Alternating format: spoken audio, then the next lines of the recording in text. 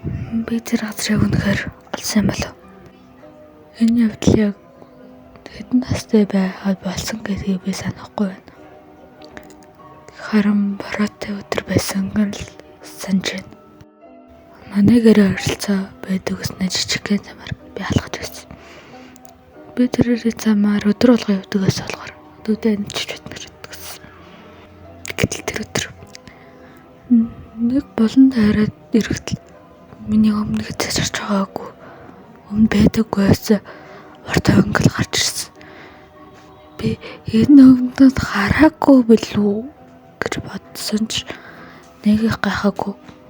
Хүүхэд байсан болохоор шинэ газалсандаа баярлаад л орчихсон. Английн төгсгөлд асар том тоглоом л байсан. Салхи үлээгээгүй.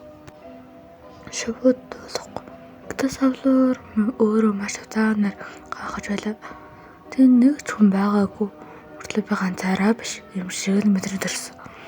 Талдаа нөгөө талд шаар өнгөөрөлтэй нэгэн авто зогсож байлаа. Ачаалхалтай жолооч гүйсэн. Хаалхан нээлттэй дотроос хэн нэг маш аярхан готарчихгүй. Эмээ шөнөгч болсон. Би татгшаага очсон ч хөлөм гинтэл хүнд болоод би хөлж чадахгүйсэн. Тэр үед миний ард нэг амьсгаа харсан.